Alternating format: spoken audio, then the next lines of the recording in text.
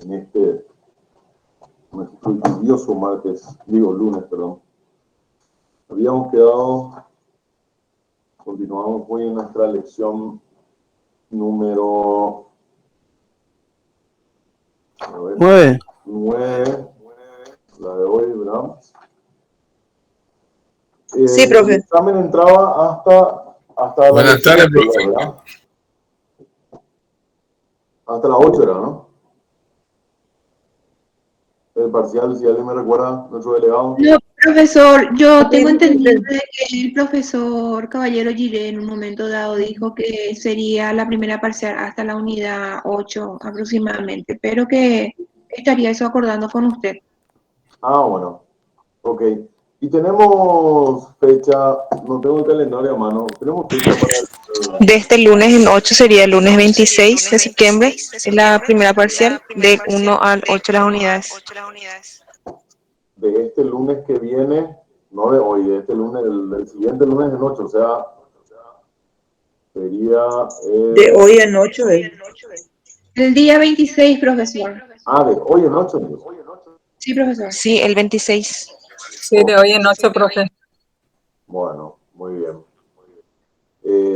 Bueno, ahí se va a poner a prueba no solamente que tanto entendieron de todo lo que hablamos desde que comenzamos el semestre, sino también lo que hayan estudiado, ¿verdad? O lo que estén estudiando, o lo que vayan a estudiar a los que todavía no iniciaron. Bueno, Profe, yo a sí, usted le escucho mucho más bajo que a los compañeros. y la verdad que no tengo idea, ¿todos me escuchan bien o todos me escuchan bajo? Yo lo escucho bien, profe. Parece, Norma, que hay algún problema con la configuración de tu...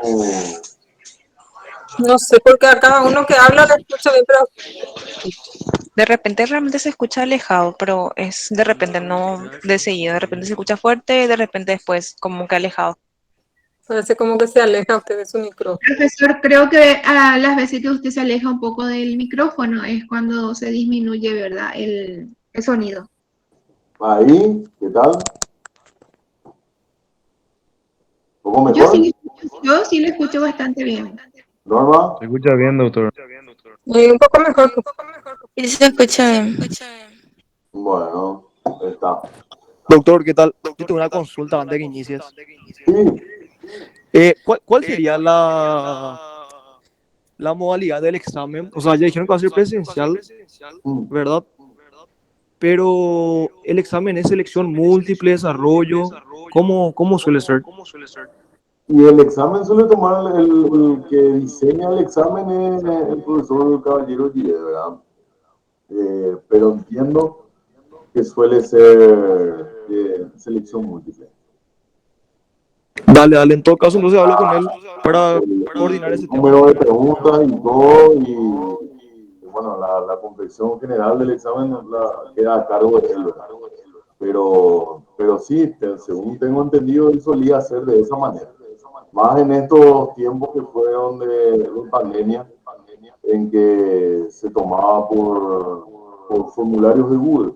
Entonces, creo que el sistema es el mismo. Ahora recién vamos a tomar de nuevo de forma presencial, pero no creo que vaya a variar eso. Genial. Gracias, doctor. Dale, está. Bueno,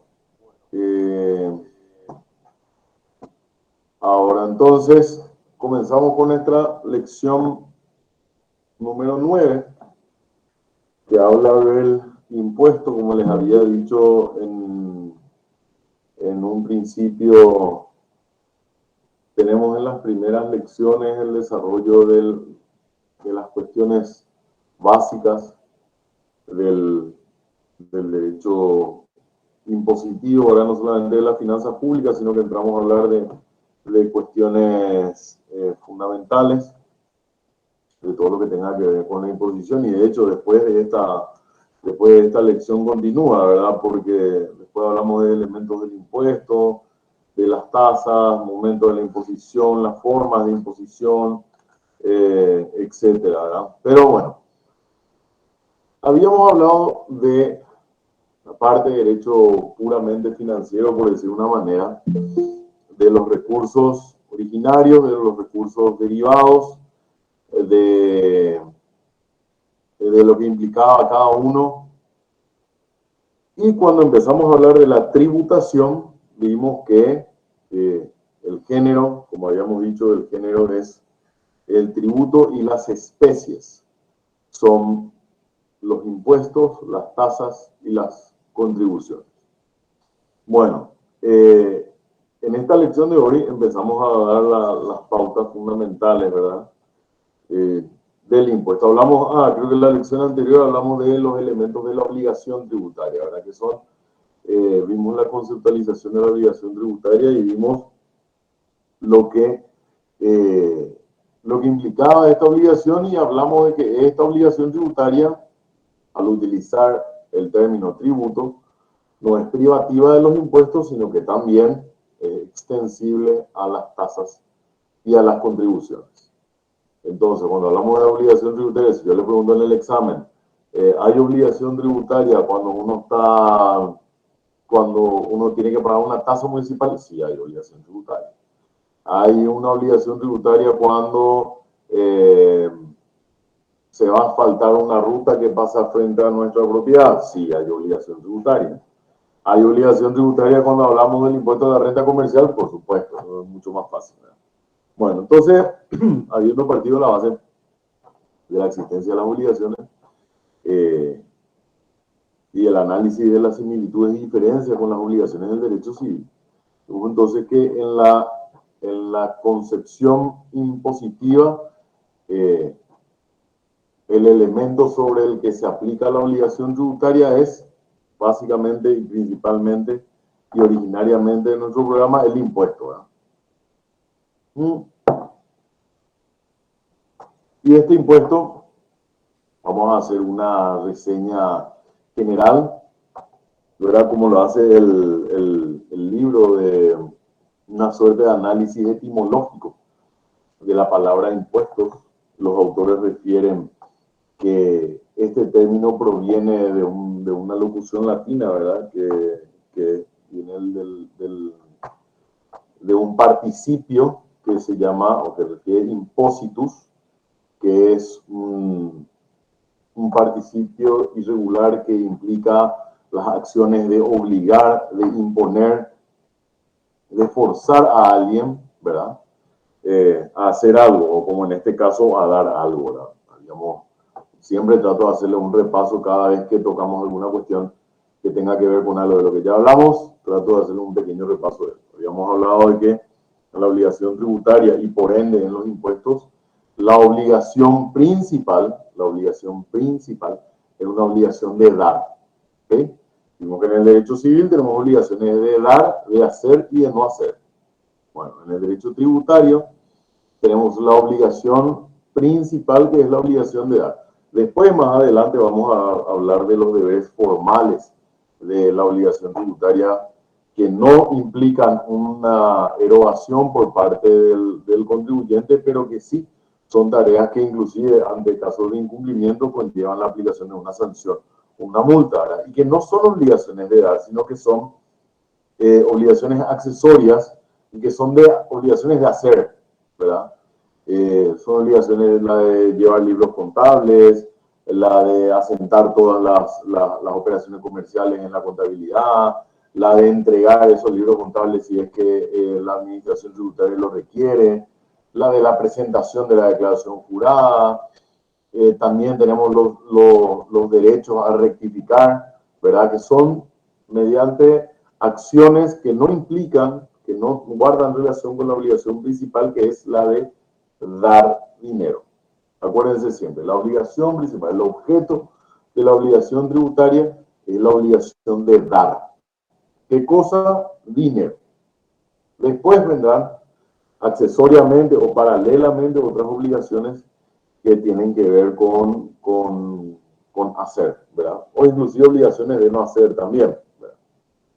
Que vamos a ver más adelante. Y esta obligación de dar proviene, mejor dicho, de algo que vamos a ver más adelante, que es la naturaleza, implica la naturaleza jurídica del impuesto. Es una obligación, es una carga, es un tributo, es un gravamen, algo que utilizan bastante también los autores, un término que dice gabela, ¿verdad? Que es una suerte de imposición antigua que se utilizaba, que un organismo público impone a un conjunto de personas que son consideradas contribuyentes para que los paguen periódicamente, ¿verdad? Cuando realicen un determinado acto que yo les había dicho que es un acto de relevancia económica.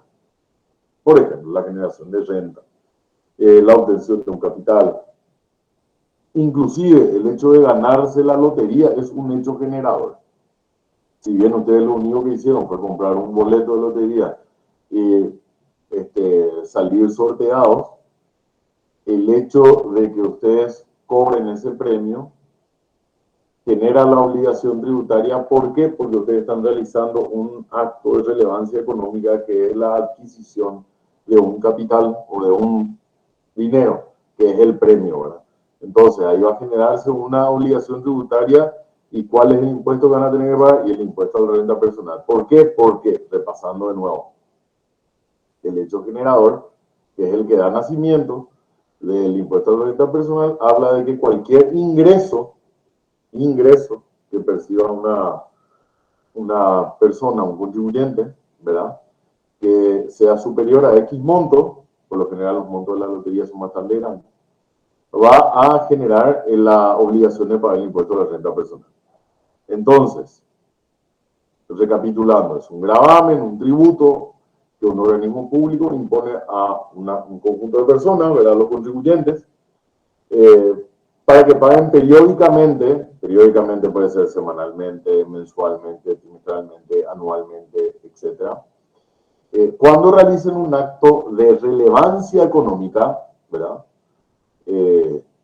Según el carácter de la imposición. Entonces, volviendo al ejemplo, ganan la lotería, cobran el premio, ese es un acto de relevancia económica y que se encuentra alcanzado por la tributación. Los impuestos entonces representan, dicen los autores, la fuente de recursos que tiene el Estado para sufragar el gasto público que surge de la organización de la comunidad. Y sobre la justificación de estos gastos y de estos tributos, también vamos a ver más adelante, y su relación con la organización de la comunidad. Y dicen los autores, con relación a la definición del impuesto, ¿verdad? En la página 246 dicen, el impuesto es la obligación pecuniaria, fíjense, obligación pecuniaria. No existe un tipo de obligación pecuniaria que sea de hacer. Obligación pecuniaria significa automáticamente que ya es de dar algo. O sea, obligación pecuniaria, entiendan ustedes que es una obligación dineraria. En el derecho civil ustedes tienen obligaciones en las servidumbres de paso, permitir que alguien pase por la propiedad, obligaciones de permitir que se edifique algo o que se muela algo, obligaciones que tienen que ver con salir de un inmueble o entrar a un inmueble, entrar a un inmueble, etcétera, etcétera, de rendir cuentas. Bueno, en el derecho tributario lo único que tenemos es una obligación pecuniaria, que ustedes tienen que traducir mentalmente cada que escuchen esto en obligación dineraria, que pesa sobre las personas en su calidad de integrantes de un Estado por tener bienes o rentas en el mismo, exigida legalmente según su capacidad contributiva, que ya hablamos como elemento de la obligación tributaria, su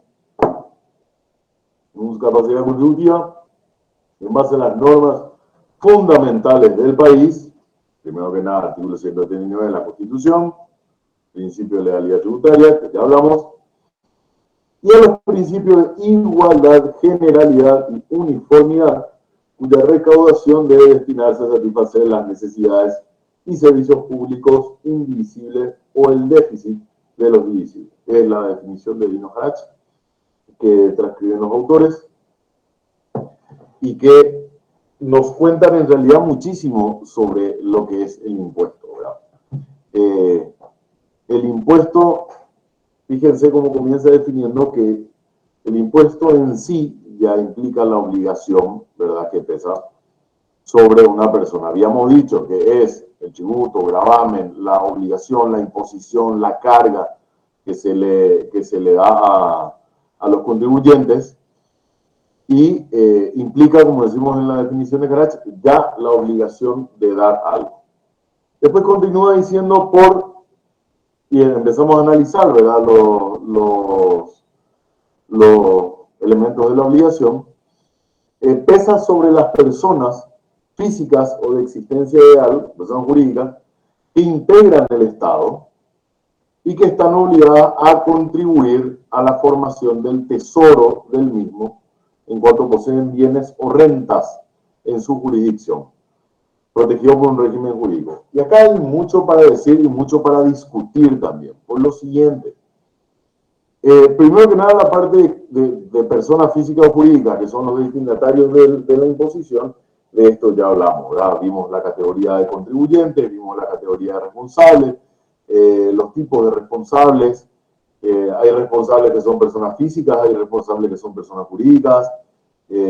Vimos la categoría de contribuyentes según se trate de sujetos incididos o de sujetos percutidos, según sean de hecho o de derecho. Ahí no hay tanto que discutir, ¿verdad? Pero en la parte que dice que integran el Estado, persona física o jurídica que integra el Estado. Y ahí hay que hacer un discernimiento bastante claro, en el sentido de que normalmente si decimos integran el Estado, estamos hablando solamente de los ciudadanos, si entendemos una interpretación literal. Pero si hablamos de las personas como elemento integrante del Estado, vimos que el Estado tiene tres elementos para decir que hay un Estado: territorio, población y poder. Territorio, población y poder. Bueno, si hablamos de población como elemento del Estado, no solamente nos referimos a los ciudadanos, sino que también nos referimos a todos los habitantes del Estado. Y esto es importante que tomemos en cuenta. ¿Por qué? Porque si nosotros habláramos de que el poder o la tributación o la imposición se aplica solo respecto a los ciudadanos, ¿verdad?, de un Estado, entonces diríamos que los extranjeros que vengan acá y estén de paso por el país no tendrían que soportar la imposición. O ni siquiera hace falta que estén de paso. Últimamente tenemos muchos casos de, ¿cómo se llama?, de gente del Mercosur, puntualmente de la Argentina, que están viniendo a abrir muchas empresas, corriendo de la acuciante situación económica que está pasando en el país vecino, vienen y abren empresas acá, pero son capitales argentinos y los CEO, los directores de esas empresas son argentinos. Si hacemos una interpretación literal de este elemento y decimos sobre las personas en su calidad de integrantes de un Estado, solamente a los ciudadanos, entonces todos los argentinos que vengan acá o todos los brasileños no tendrían que pagar ni impuesto de renta personal, ni impuesto de renta empresarial, ni nada. Sin embargo, no es así, porque sabemos que esas personas están obligadas a presentar sus declaraciones juradas y están obligadas a registrarse en el país, aunque sean extranjeros. ¿Por qué? Porque la concepción acá de la definición de personas en su calidad de integrante de un Estado se refiere a habitantes. Y habitante es tanto la persona que nació en un Estado como la persona que está, habiendo nacido en otro, que está en un Estado, sea natural de él o no, y esté en ese país de forma permanente o no. ¿Ok? Por ejemplo, vemos casos en que tenemos extranjeros que vienen a abrir empresas aquí. ¿Tienen que ser alcanzados por la tributación? Por supuesto. De hecho, para operar una empresa se le pide que esté inscrito en el registro de contribuyentes, que la empresa sea una SA, que esté registrada en el país, etcétera, etcétera. De lo contrario, luego no podría operar regularmente esa empresa, ¿de acuerdo? Bueno, pero también tenemos casos en que se dan situaciones en que los habitantes, los extranjeros o los nativos de otros países están de paso por aquí. Pero sin embargo, terminan siendo percutidos por el impuesto. Ejemplo, los extranjeros que vengan a pasar, no sé, las vacaciones, si viene al caso, en Asunción en enero. Bueno, todo lo que vengan a comprar ellos, ya hablamos la clase pasada del fenómeno de la traslación del impuesto y de la absorción del impuesto, todo lo que compren ellos, siempre que sea de tiendas regulares, ¿verdad? De economía formal, se le va a vender con IVA. Ese IVA van a terminar pagando ellos o absorbiendo ellos ese costo del IVA, aún sin tener ninguna empresa en el país y siendo extranjeros y estando de paso nomás por el país. ¿Por qué? Porque es una de las formas en que se aplica esa concepción genérica de personas en su calidad de integrantes de un Estado. Entonces, cuando hablamos de imposición, cuando hablamos de tributo, hablamos de que los que contribuyen, al menos en el caso paraguayo, hay otros países que varían su forma de tributar. Todos los que estén en el país, sea de paso o de forma permanente, o hayamos nacido en él, vamos a ser sujetos pasivos, ¿verdad? Va a pesar sobre nosotros, como persona física, la obligación de tributar. Otra característica que tiene esta definición del impuesto es que la exigibilidad responde coactivamente al imperio de la ley. Por supuesto, ¿por qué? Y por mandato del artículo constitucional que ordena que todo tributo, independientemente a la denominación o al origen que tenga, va a ser establecido necesariamente por ley o principio de legalidad tributaria. Principio de legalidad tributaria, que ya habíamos hablado de esto, significa que todo lo que se nos vaya a exigir, en concepto de tributo, aún más, en concepto de impuesto, tiene que estar establecido en la ley. Como habíamos dicho, no es necesario que en todos los casos expresamente ustedes, no tengo mi ley diciendo en ningún lugar, que expresamente la ley les diga quiénes son los contribuyentes, cuánto se va a cobrar, cuánto es la tasa, la alícuota, como tienen, por ejemplo, en el caso del IVA. En el caso del IVA tienen el hecho generador, tienen la lista de contribuyentes, tienen la tasa, tienen las exoneraciones, tienen las exenciones, tienen la forma de liquidación o pago, todo tienen previsto. ¿Por qué? Porque es un tratamiento puntual que se le da a ese y otros impuestos que expresamente tiene una regulación mucho más detallada. ¿Es en cumplimiento del principio de legalidad? Por supuesto. Ahora, cuando nos cobran una tasa como el peaje, ustedes van a ver que lo único que hay es una habilitación, quizás presupuestaria, para la percepción de esa tasa. Y a lo mejor algún cálculo de cuánto se va a cobrar, pero no puntualmente como en el caso de los otros impuestos. Bueno, todo esto en cumplimiento de la exigibilidad que responde al mandato de ley, que en realidad es un mandato de la Constitución. Otra característica dice que el gravamen, el impuesto, debe respetar la capacidad contributiva de tales personas. La causa más justa de tributación. Y tenemos acá, estaba en el momento...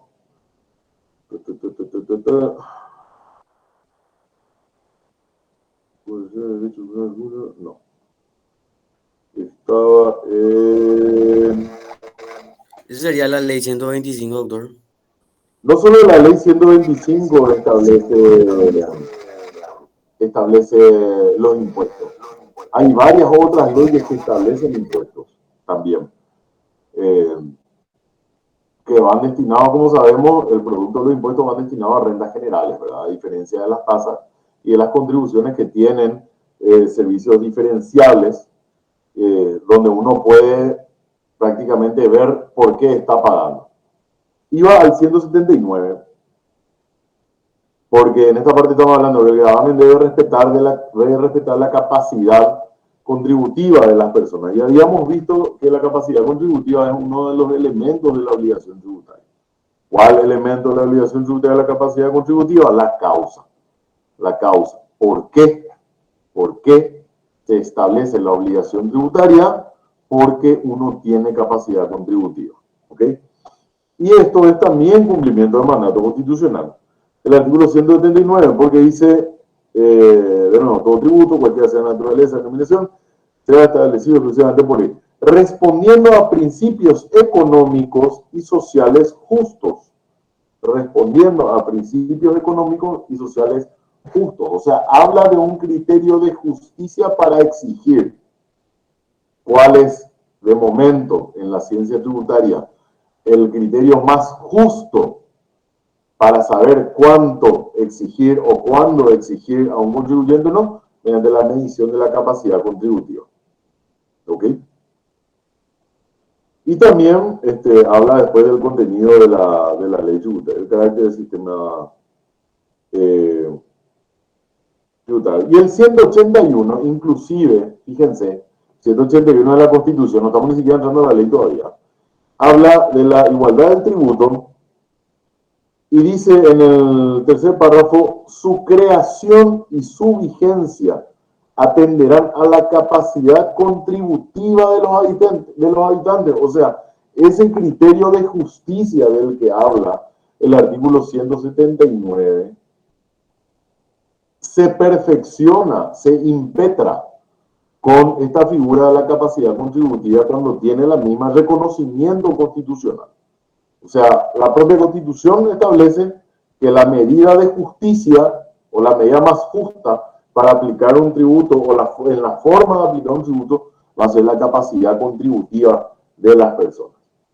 Bueno, después tenemos como otro elemento de la obligación que la obligación legal tiene que ajustarse a las normas constitucionales del Estado, entre ellas a la de anualidad y periodicidad, que ya vimos en qué consiste, y a los principios de igualdad, generalidad y uniformidad. Igualdad, ojo con esto, acá quiero hacer una pausa un ratito con esto, porque es muy común hoy en día este término y su malinterpretación.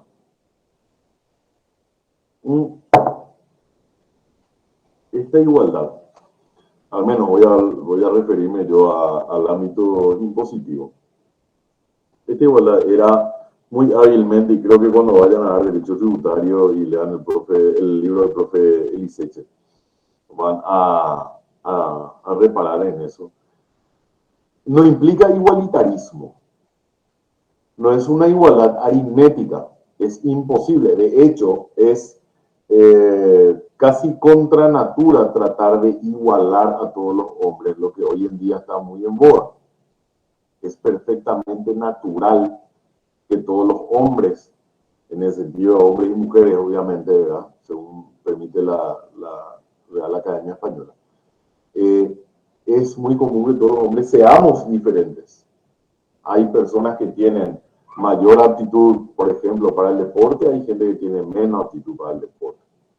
Tratar de igualar a esas personas es un acto que es, como les digo, inclusive contrario a la naturaleza.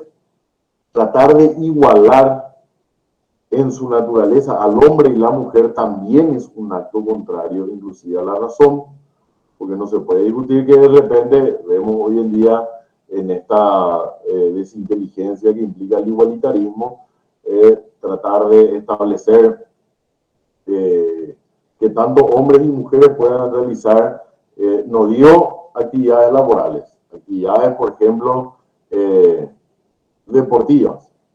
Hoy en día, y no es porque quiera tocar un tema que sea incendiario, ¿verdad? Pero hace poco tuvimos una situación en la que había un muchacho, ¿verdad?, que era un nadador, que un día agarró y según las modas actuales de variación de la percepción respecto al género, entendió un buen día que era una mujer. Bueno, entró a competir en igualdad, que no es otra cosa que igualitarismo, en igualdad de condiciones, en la misma pileta y en la misma categoría con otras mujeres, y por supuesto el récord rompió todos los récords este muchacho. ¿Por qué? Porque biológicamente hay una diferencia.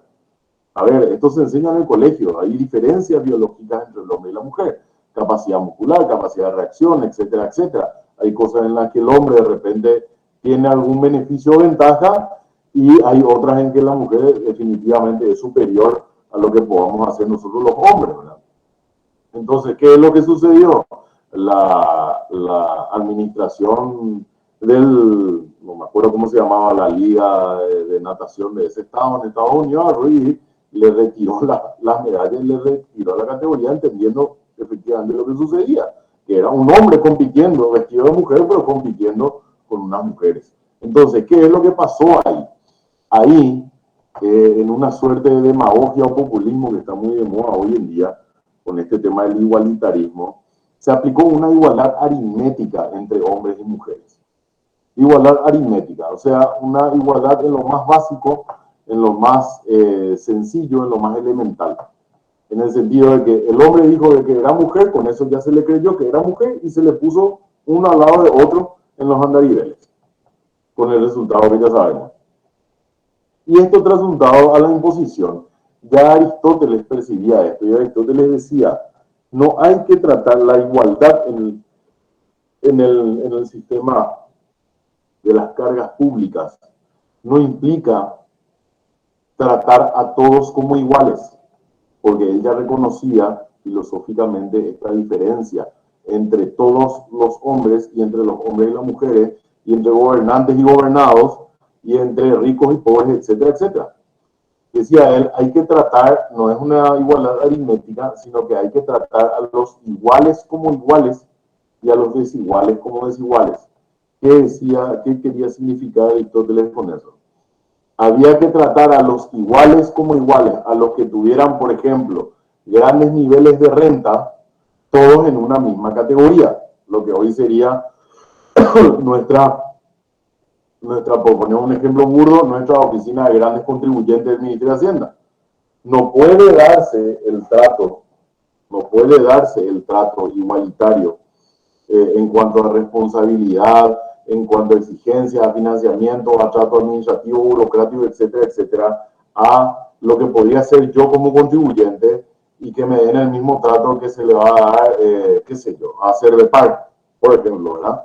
Cervepar maneja un volumen infinitamente superior de capital, de responsabilidades, de plazos que tiene que cumplir, etcétera, etcétera, que son mucho más complejos y mucho más dinámicos que los míos, que tengo que presentar una declaración jurada una vez al año para mi impuesto de renta personal. Entonces, si aplicáramos un igualitarismo aritmético, ¿verdad? Básico, como el que se hace hoy en día para igualarle nomás a todo el mundo, así como si fuera que estamos hablando de 2 gotas de agua, eso implicaría que Cervepar dijera, no, a Gonzalo le hace mucho más sencillo el sistema impositivo, entonces yo quiero que me hagan iguales de sí con él. Por supuesto, es una cuestión traída a los pelos, ¿verdad? Es un ejemplo burdo. Pero eso sería aplicar el igualitarismo. En cambio, no se hace así, y tanto, qué sé yo, Cervepar, las grandes empresas que ustedes puedan conocer, la industria, las azucareras, las manufactureras, las graneleras, etcétera, etcétera, entran en una categoría distinta de contribuyentes de la que yo, por ejemplo, estoy. ¿Por qué? Porque no somos iguales. Obviamente no somos iguales. Y no podemos ser tratados como iguales. O sea, fíjense, inclusive en la tributación hay desigualdad, que es algo perfectamente normal e inclusive positivo, ¿verdad? Porque en la economía el hecho de que haya desigualdad significa que eso genera competencia. El hecho de que Rubén, por ejemplo, tenga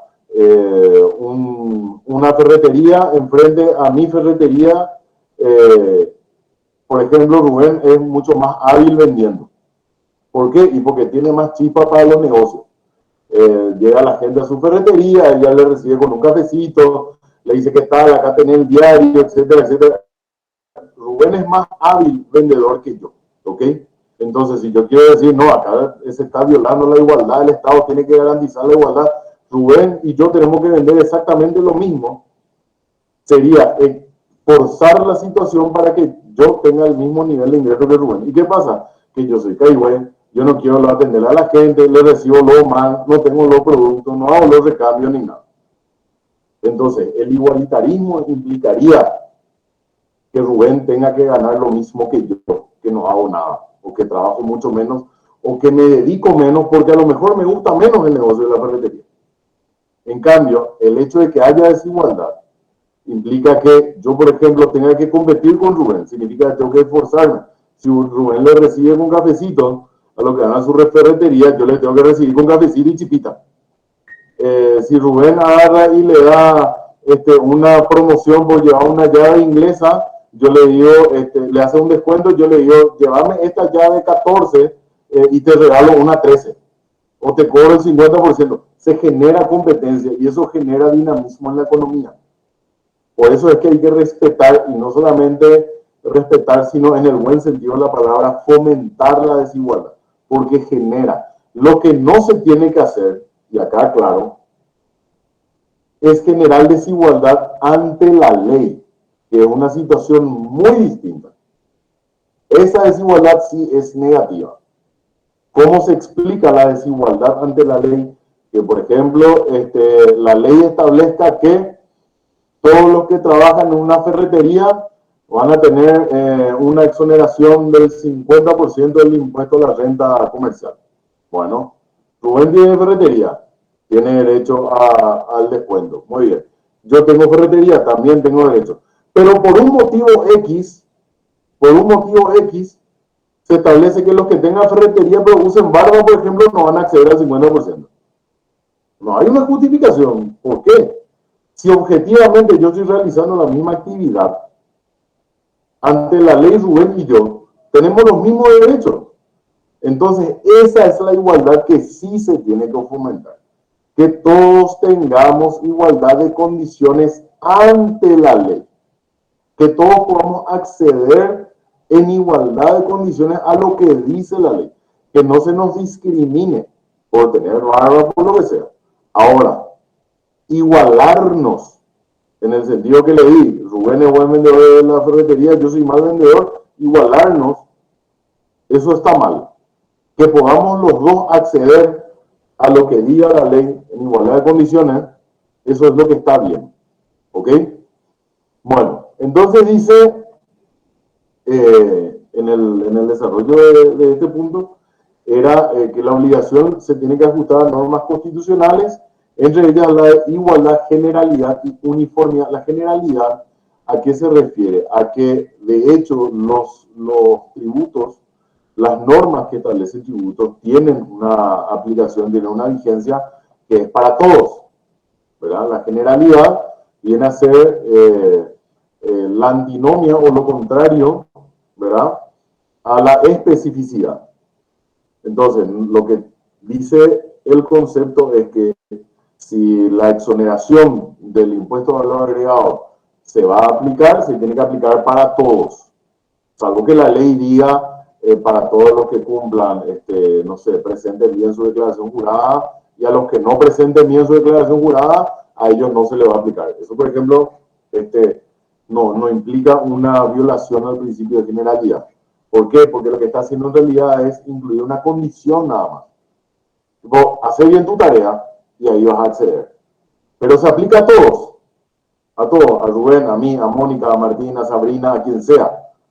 Lo único que dice es, para acceder a esta condición de generalidad que establece la norma, tenés que hacer bien tu tarea. O sea, generalidad es la aplicación del precepto legal impositivo respecto a todos los que cumplan la condición. ¿Ok? ¿Se entendió? Profe, una consulta. Sí. Sí, profe. Los que están exentos de pagar el tributo no serían los indígenas, pero en cuanto a sus tierras.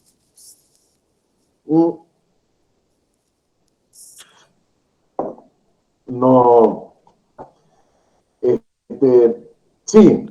A ver, ahí te estás yendo a una parte ya bien de derecho tributario, que es el régimen de inmunidades impositivas, y que habla en la Constitución de 3 tipos de inmunidades. O sea, inmunidades significa grupos de personas que aunque realicen actos de relevancia económica que estén alcanzados por la imposición, no se les va a cubrir, no se les va a cobrar, perdón, tributos, que son las comunidades originarias, ¿verdad? Los pueblos indígenas, las actividades de difusión cultural, o sea, todo lo que tenga que ver con obras teatrales, con lanzamiento de libros, con compra de libros, con qué sé yo, lo que sea difusión cultural no va a ser alcanzado por un impuesto. Y después lo otro, la promoción del deporte. La promoción del deporte, por ejemplo, clubes sociales no pagan impuestos de valor agregado por el alquiler de las canchas, por ejemplo, ¿verdad? ¿Por qué? Porque están promocionando el deporte. Entonces, hay tres tipos de inmunidades, entre esas la que refirió Lauris, que es el de las comunidades indígenas. O sea, ellos van a hacer, y viene aquí a lo que estamos hablando, porque ahí se rompe el principio de generalidad y el principio de igualdad. ¿Por qué? Porque hay situaciones en que las constituciones apuntan a proteger vivamente o puntualmente a un grupo determinado de la colectividad. En este caso, reconociendo que los indígenas son los pueblos originarios y que ellos estaban antes de la creación del propio Estado, entonces una suerte de reconocimiento que se le da a ellos es exonerarle de cargas impositivas a nivel constitucional. Primero Iván y después Nelly. Iván. Sí, doctor, en este caso viste que se está buscando reactivar el centro de Asunción. Y en este caso, los impuestos en cuanto a la reducción se trata vía poder legislativo, ¿verdad? Para la reducción. Sí, si estamos hablando de que se regula el impuesto inmobiliario está previsto primero constitucionalmente y después por medio de la ley. Entonces, si vas a tocar un impuesto en el sentido de crearlo, modificarlo, extinguirlo o suspenderlo, por mandato del 179 tiene que ser por medio de la ley. Ok, profe, gracias. ¿Está? Neji. Profesor, una consulta. En la inmunidad que recién nombraste hacia algunos, por si acaso continúa también el de las viudas o herederos de excombatientes de la guerra del Chaco, profe. Sí, eso creo que estaba previsto por ley, pero no estoy recordando bien ahora dónde y cómo. Sí, anteriormente a los excombatientes se les reconocía. Y no estoy recordando nomás la ley ahora, ni cómo se encontraba previsto esto, pero sí, se encontraban ellos alcanzados por una inmunidad impositiva. Y a sus herederos también como que en algunos aspectos le llega, ¿verdad? Sí, creo que era para el tema de la... No te quiero mentir, no sé si era para la percepción de las pensiones, que le daban a ellos una suerte de exención impositiva. Para no pagar así las tasas, eso lo verán en esa Ese cuestión. tipo de cuestiones. Sí, hasta ahora, profe, las viudas presentando todo el tema de la sucesión y eso, ni pagan en registro civil y cosas así. Sí. Pero para el comercio no, entonces, profe, ¿verdad? Yo te decía de repente No. para el comercio. No, para el comercio no. A ver, Nelly, si vos sos, por ejemplo, la heredera de un excombatiente y vos agarrás y abrís una, qué sé yo, vamos a ponerle que te fuiste y compraste la aceitera Itagua. Sacaste la lotería y compraste aceitera Itagua y de repente vos querés agarrar y movilizar esa feroz maquinaria industrial para generar aceite y exportar otra. No vas a poder decir, no, yo soy heredera de excombatiente, yo no puedo agarrar, me tiene que perdonar todo, ¿verdad? No, para la generación de renta, de utilidades, eso no.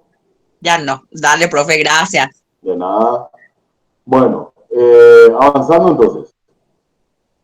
Ese era otro de los elementos. Y finalmente, ¿verdad? Dicen los autores, los recaudados tienen que satisfacer necesidades y servicios públicos indivisibles.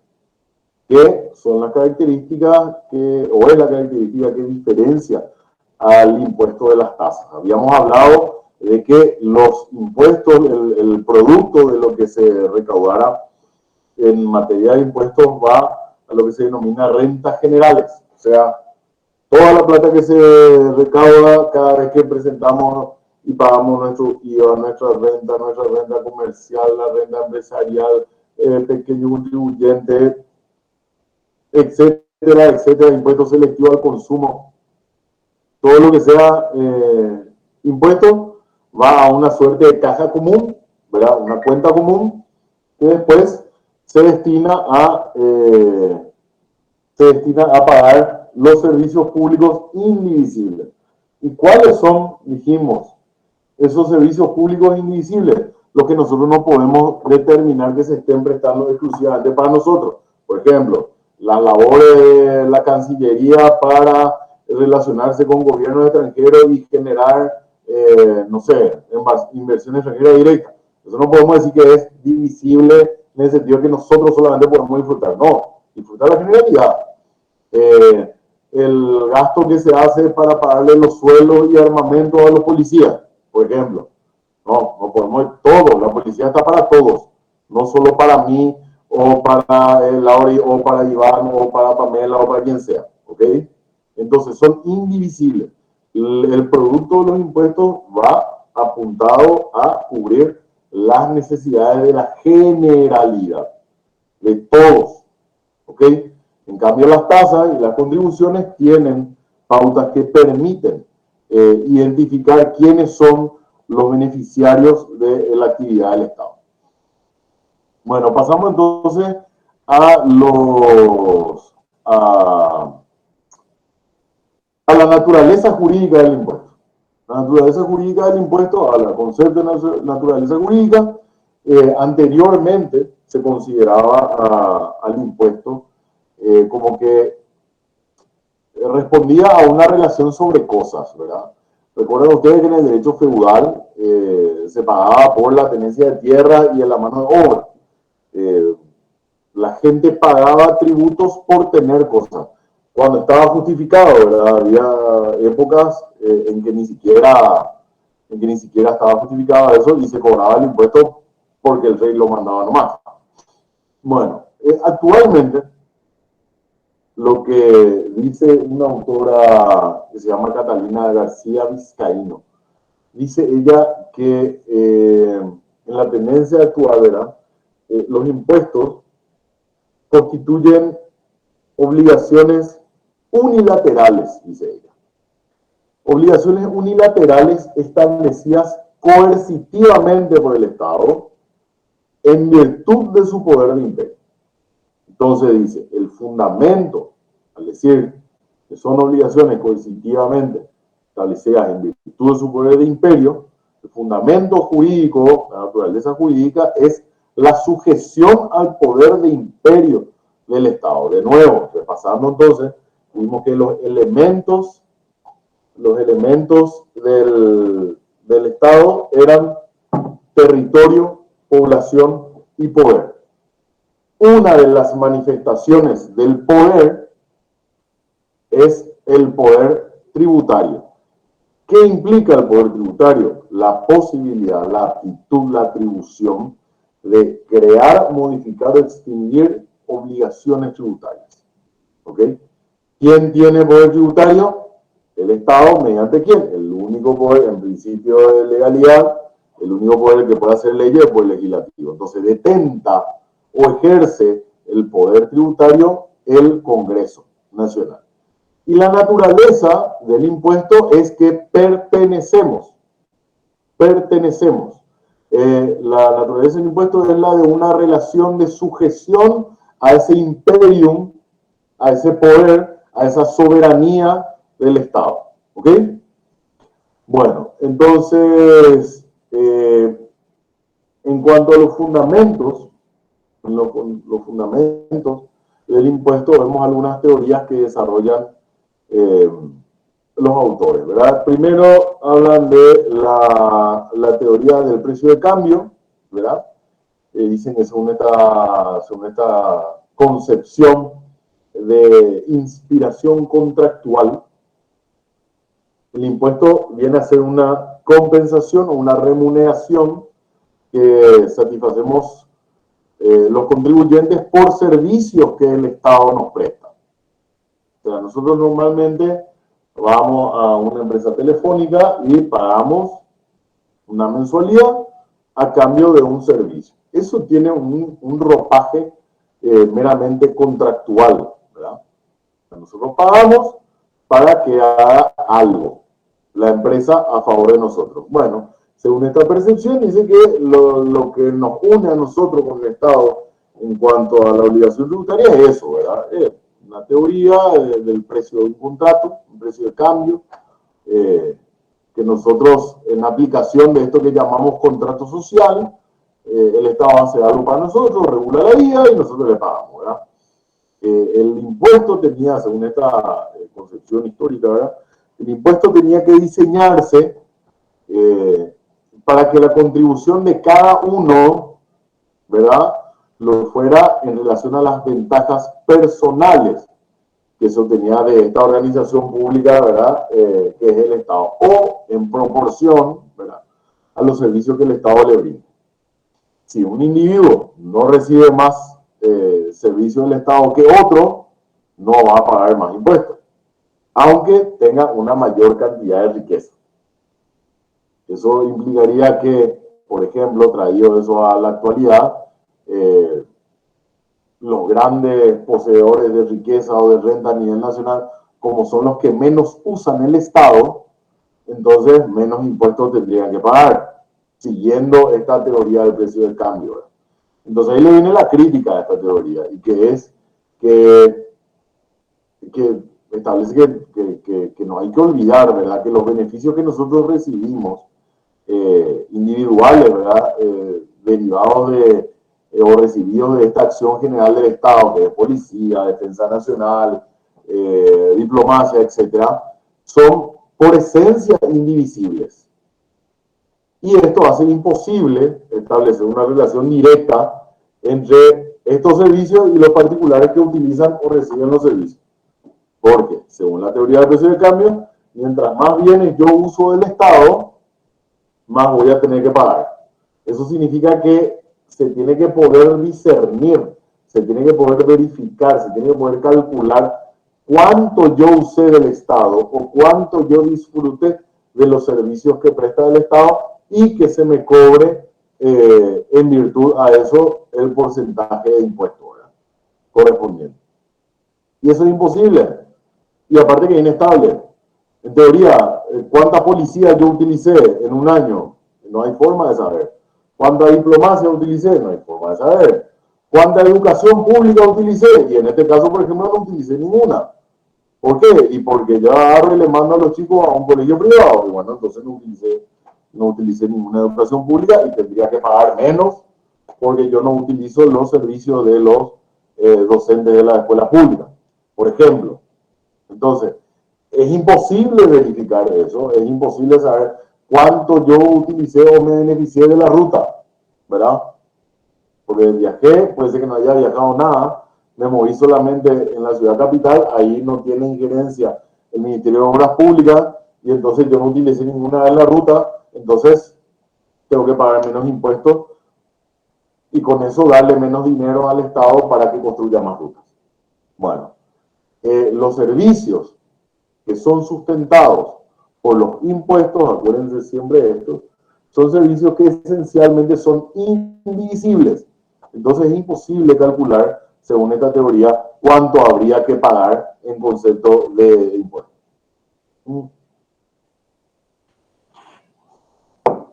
Después, hay otra teoría que es la que habla de la prima de seguro. Esta es una especie de seguro que cubriría, según esta teoría, el impuesto sería una suerte de seguro que nosotros pagamos para cubrir los riesgos mediante protección del Estado, ¿verdad? Según esta teoría, los individuos van a pagar impuestos a mérito de la seguridad que le presta el Estado sobre sus personas o sobre sus bienes. ¿verdad? Dicen ellos, o dicen los que defienden esta teoría, que es un precio necesario de la protección acordada por el soberano a los particulares. Y esto viene de una concepción bastante monárquica en realidad, porque si ustedes recuerdan, en la Edad Media, sobre todo en la época pre-republicana,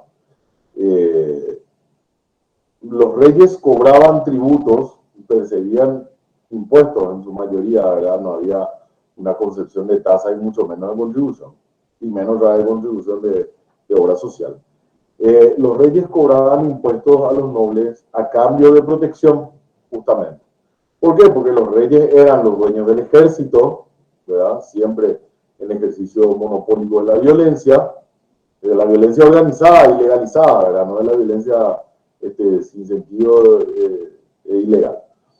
Los reyes eran los generales, los dueños de los ejércitos, y para que los bárbaros no pudieran amedrentar a los señores feudales o a los dueños de los campos, ellos pagaban tributos, y en teoría, cuando había una suerte de contraprestación, los reyes enviaban a los soldados, a las tropas, a proteger esas zonas. No siempre era así, había veces que se pagaban impuestos sin que hubiera ninguna contraprestación del rey, o había veces que los reyes dejaran que se invadieran porque, qué sé yo, los señores de tal feudo le caían mal, o se peleaban alguna con ellos, o querían casarse con la hija y el otro no dejaba, etc. Era una cuestión así muy arbitraria, muy descriteriada en cuanto al manejo del Estado, ¿verdad? Bueno, esta percepción viene más o menos de esa época, ¿verdad? Dice, en teoría era una prima de seguro, mediante esta el Estado nos cuida, ¿verdad?, de la afectación de nuestras personas y nuestros bienes, y entonces nosotros tenemos que pagar para que siga operando de esta manera. ¿Cuál es la crítica? Y que no condice con la configuración actual del Estado socialmente organizado sobre una base jurídica y económica de justicia y dignidad humana. La dignidad la tenemos inclusive en la propia Constitución, ya en el preámbulo establece la dignidad como uno de los valores máximos de la actual Constitución, ¿verdad? Y tenemos una suerte luego tenemos un diseño constitucional de Estado social de derecho, ¿verdad? El Estado organizado solidariamente para tratar de propender al desarrollo económico que fomente y facilite el respeto a esa dignidad de los habitantes del país, ¿verdad? Y que no somos un Estado gendarme. En el Estado gendarme sí hay una concentración del ejercicio del poder de policía, no policía en el sentido de comisaría ni nada, sino de las actividades de control, de represión del Estado. Eso se llama administrativamente ejercicio del poder de policía, ¿verdad? Y actualmente el Estado, si bien tiene atribuciones para sancionar, no es el fuerte. O sea, la construcción del Estado, sobre todo el Estado paraguayo, es, si ustedes se fijan, tenemos en el artículo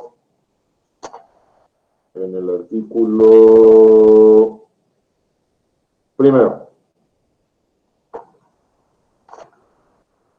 Acá está. El artículo primero, el segundo párrafo dice: la República de Paraguay adopta para su gobierno la democracia representativa, participativa y pluralista, o sea, cómo va a diseñar su estructura orgánica y cómo se va a diseñar el aparato estatal, ¿verdad?, mediante representantes, promoviendo la participación, mediante actividades políticas, y pluralista, independientemente de cuál sea la idea que tenga cada uno. Fundada en el reconocimiento de la dignidad humana, o sea, la Constitución está diciendo en este párrafo que todo el aparato estatal en cuanto a la creación de los ministerios, de la secretaría, de la legislación, todo va a ser diseñado apuntando al respeto de la dignidad humana. En el primer artículo de la Constitución ya nos dice eso. ¿Ok? Bueno, entonces va apuntado hacia eso y no hacia, como le dije, el Estado gendarme o el Estado en que se concentra en el poder de policía, de castigar, de agarrar, de proteger de establecer esa política de ellos versus nosotros, etcétera, etcétera, ¿verdad? Bueno, después seguimos con la teoría de la concepción histórico-orgánica del Estado. Según este pensamiento, o esta línea de pensamiento, el Estado es la forma más elevada e imprescindible de la vida humana colectiva. Por esto, el fundamento jurídico del impuesto se basaría o descansaría en la necesidad absoluta del Estado como forma de asociación de construcción social más de nivel más elevado, ¿verdad? Lo más grande, lo más lindo, lo más avanzado, lo mejor que tenemos, ¿verdad? Entonces, se basaría en la necesidad esencial del Estado para la sobrevivencia de la sociedad y en la justificación de su existencia y del sometimiento de sus miembros a su soberanía. En otras palabras, el Estado es algo que garantiza la sobrevivencia misma de los habitantes de un pueblo, ¿verdad? De una nación. Y es un elemento, es una construcción jurídica política absolutamente necesaria, de la cual no podemos prescindir. Entonces, se justifica el impuesto o la imposición en el sometimiento a su soberanía y en que el Estado tiene que existir. Y obviamente el Estado para existir necesita fondos. Y esos fondos los tenemos que dar nosotros. Dice pues que el Estado beneficia a todos con las instituciones que crea. Según lo que vimos, ¿verdad? Este artículo primero de la Constitución, de hecho es así. Pero a causa de eso, entonces, todos tienen que participar del sostenimiento. El fundamento económico del impuesto, en esta teoría, en esta percepción,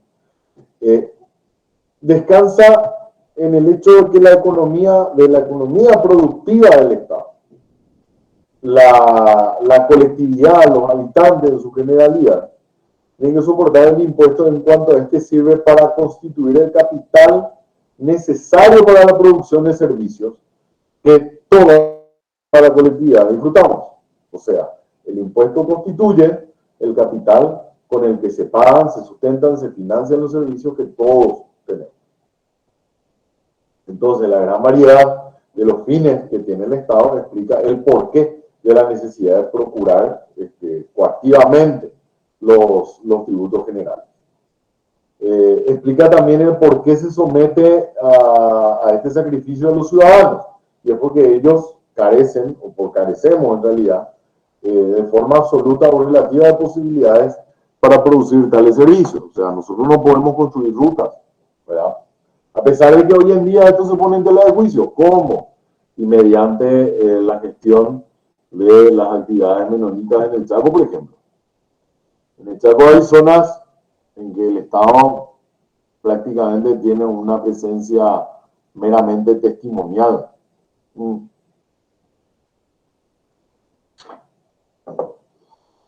Sea por el motivo que fuere. Ustedes, por ejemplo, saben que en cuanto a superficie territorial, Paraguay es más grande que Alemania. Y creo que tiene más o menos las mismas, o por ahí hay una diferencia muy escasa de la misma superficie territorial que Italia. Imagínense eso. Sin embargo, cruzando el río, nosotros tenemos zonas en que una sola ruta, la Traschaco, nos lleva a toda la otra mitad del país. Una sola ruta para toda la otra mitad del país. Y esa una sola ruta no está ni siquiera asfaltada en su totalidad. Entonces, ¿qué es lo que sucede? Tenemos la mitad del país desarrollada, o al menos en vías de desarrollarse, y la otra mitad que está librada a su suerte. A consecuencia de esto, entonces, tenemos casos de colectividades, colectivos menonitas, en que ellos suplen la ausencia del Estado. Ustedes se van hacia alguna zona donde están los menonitas, hacia el Chaco, y van a ver que los terraplenados, por ejemplo, el mantenimiento el mantenimiento de los caminos está a cargo de ellos o de las cooperativas, porque ellos se manejan siempre por sistema de cooperativa.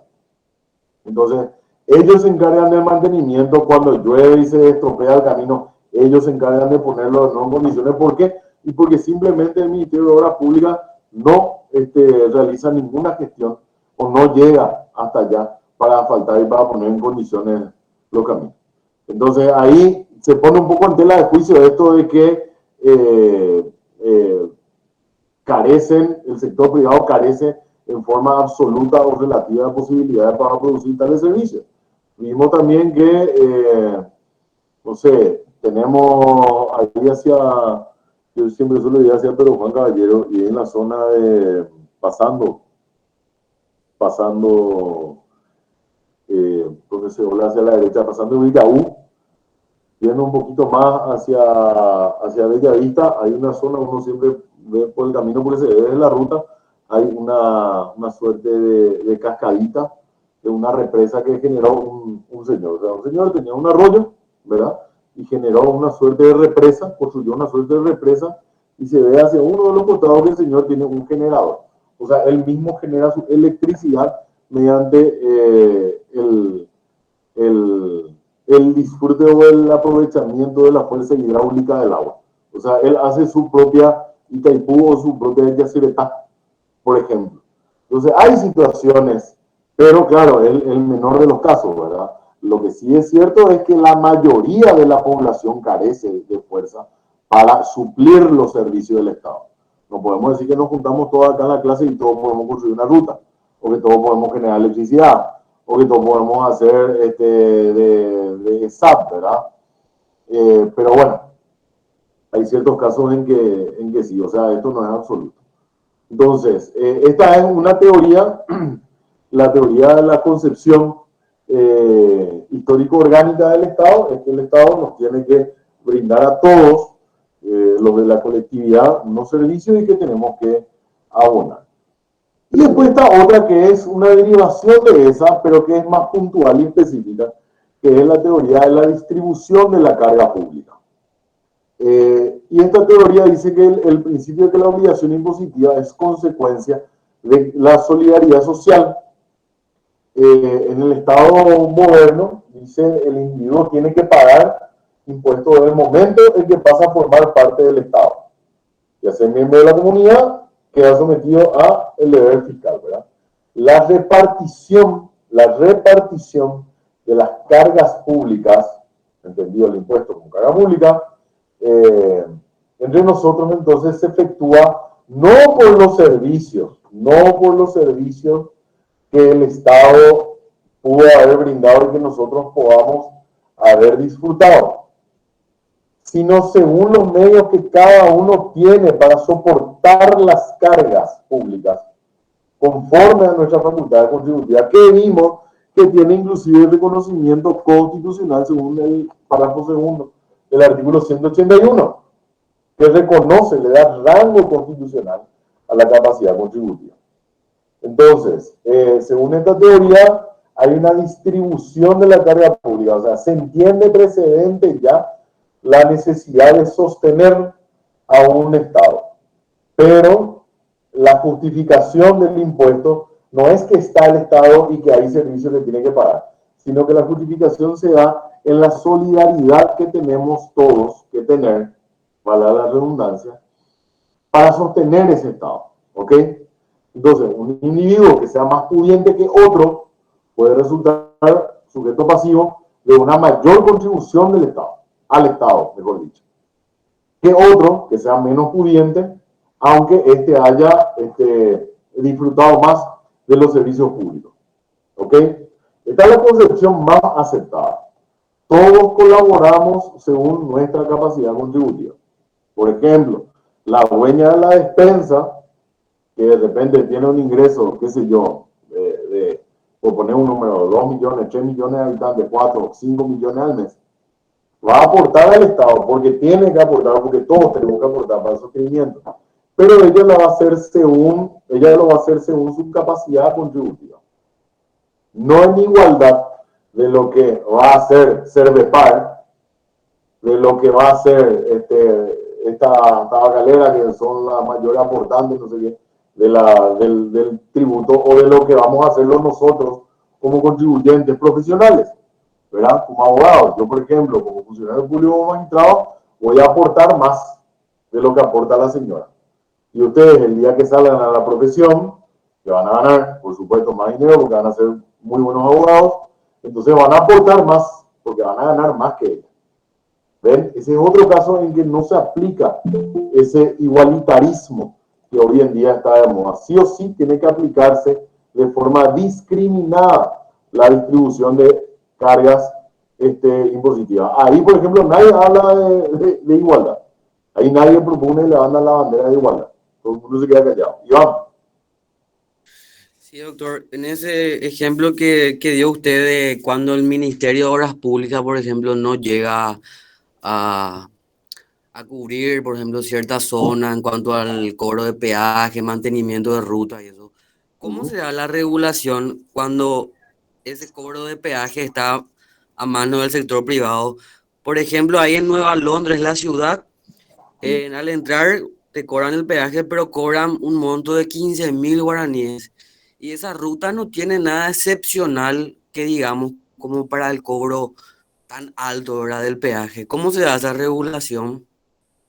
Bueno, ¿Cómo muy se bien la daría? pregunta. Primero que nada, para aclarar y para destacar que el hecho de que nosotros, y esto lo pueden corroborar ustedes cada vez que salgan, que se vayan hacia Sambre o algo así, el hecho de que nosotros paguemos la tasa que tendría que estar destinado al mantenimiento de la ruta, no significa que el mantenimiento efectivamente se haga.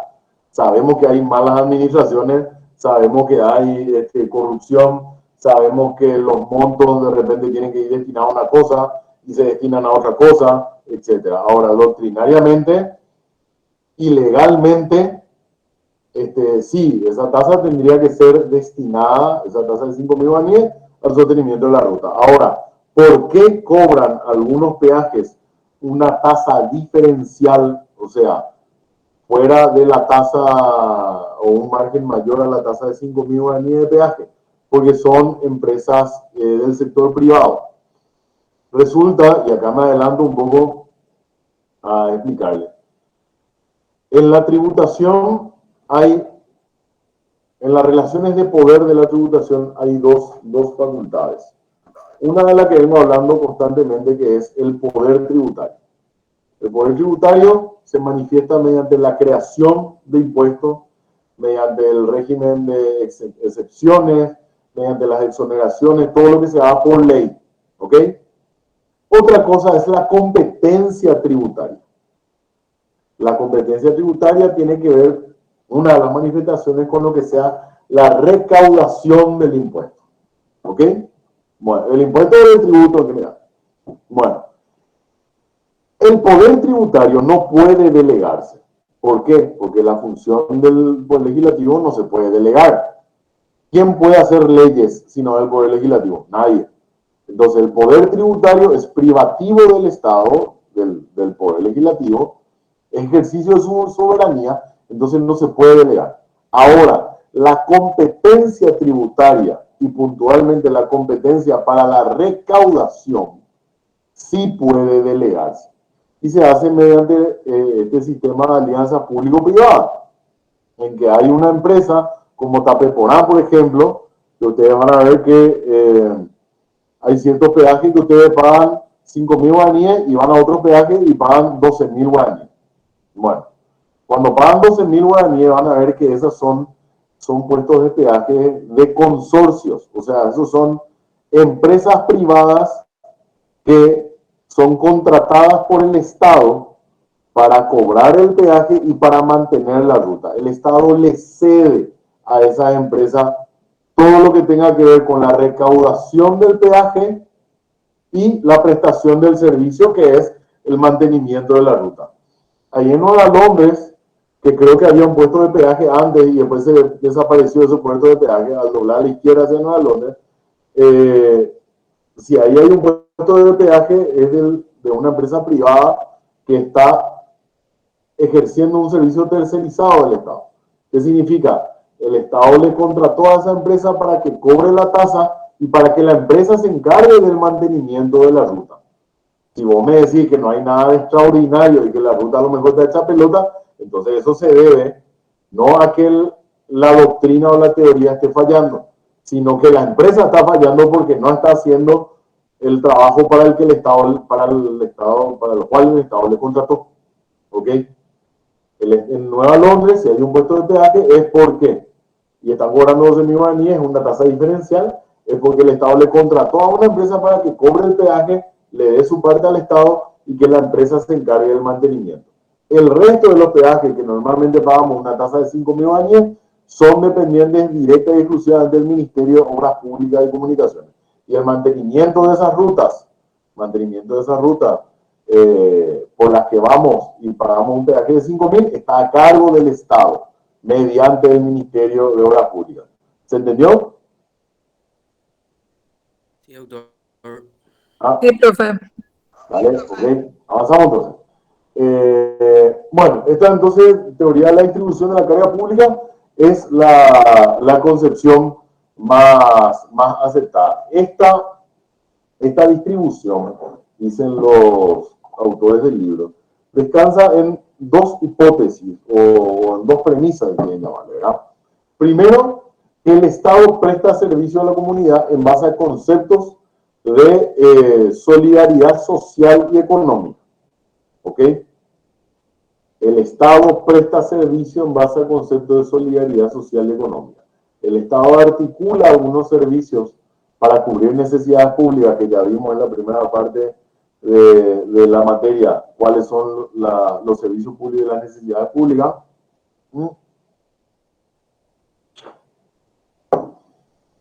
Y todos pagamos para contribuir al sostenimiento de esos servicios según nuestra capacidad de solidaridad social y económica. Y la segunda hipótesis es que los servicios se prestan teniendo en cuenta justamente eso, ¿verdad?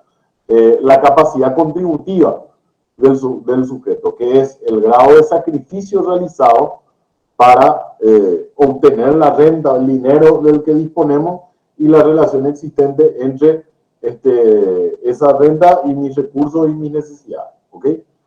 Bueno. En la actualidad, a consecuencia de esto, entonces, se tiende a ver al impuesto, ¿verdad?, a la imposición, como una participación en las cargas públicas. Fíjense, no estamos hablando de una participación para la protección del Estado, no estamos hablando de, ¿cómo se llama?, según la teoría del precio del cambio, una relación contractual, según el que más usa más paga, no. En la actualidad la esencia de la imposición es la participación en las cargas públicas, ¿verdad? Que es una obligación a la que estamos sometidos todos los que tenemos medios para satisfacer eso. Después tenemos, siguiendo con el programa, las nuevas finalidades de los sistemas impositivos.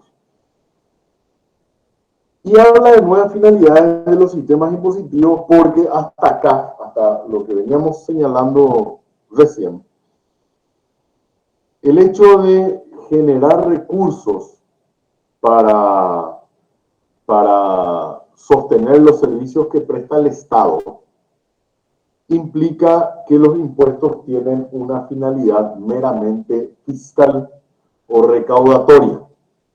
¿Ok? Sin embargo, actualmente se entiende que hay otros fines, aparte de la recaudación, que el Estado puede tener. Hoy en día, los fines recaudatorios, por supuesto que son relevantes, ¿verdad? Porque el Estado, de hecho, tiene que buscar dinero para financiarse. El patrimonio público del Estado generalmente no es muy cuantioso como para poder sostenerse con eso, sino que, y esto lo estudiamos ya, los recursos principales con que cuentan los estados modernos hoy en día son los recursos tributarios para el sostenimiento, ¿verdad? Y extraordinariamente se recurre a los empréstitos y la venta de su patrimonio. Entonces, los fines recaudatorios son relevantes pero son hoy en día compartidos por otros nuevos fines. Así entonces, los sistemas impositivos son herramientas sociales, políticas, internacionales, entre otros, y obviamente económicas también. ¿Cuándo tiene el Estado fines sociales? ¿Cuándo tiene la imposición, mejor dicho, para que se le grabe más? ¿Cuándo puede tener la imposición un fin social? Cuando destina los recursos para fortalecer prestaciones a sectores desfavorecidos.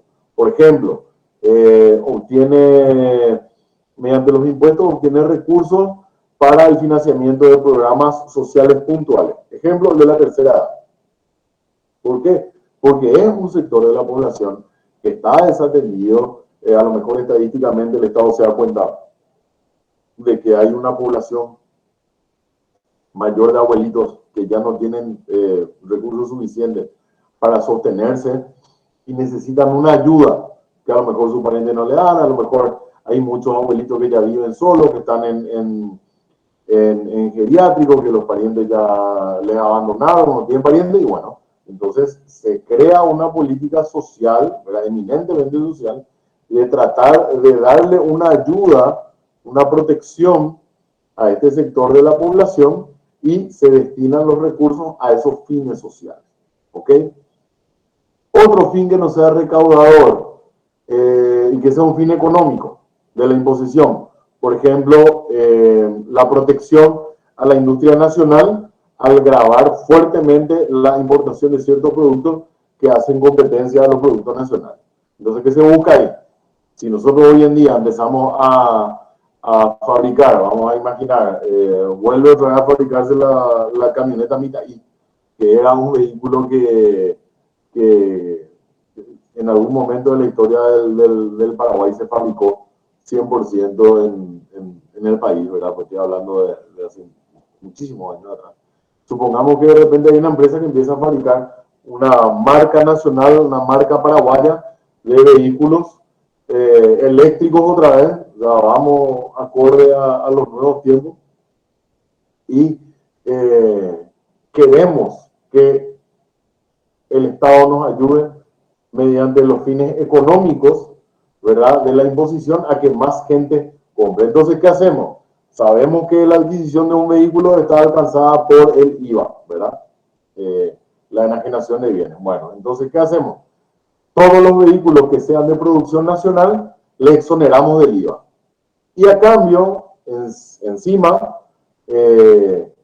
subimos del 10% de IVA al 15% todo lo que tenga que ver con la enajenación o adquisición de vehículos extranjeros. Entonces, ¿qué va a pasar ahí?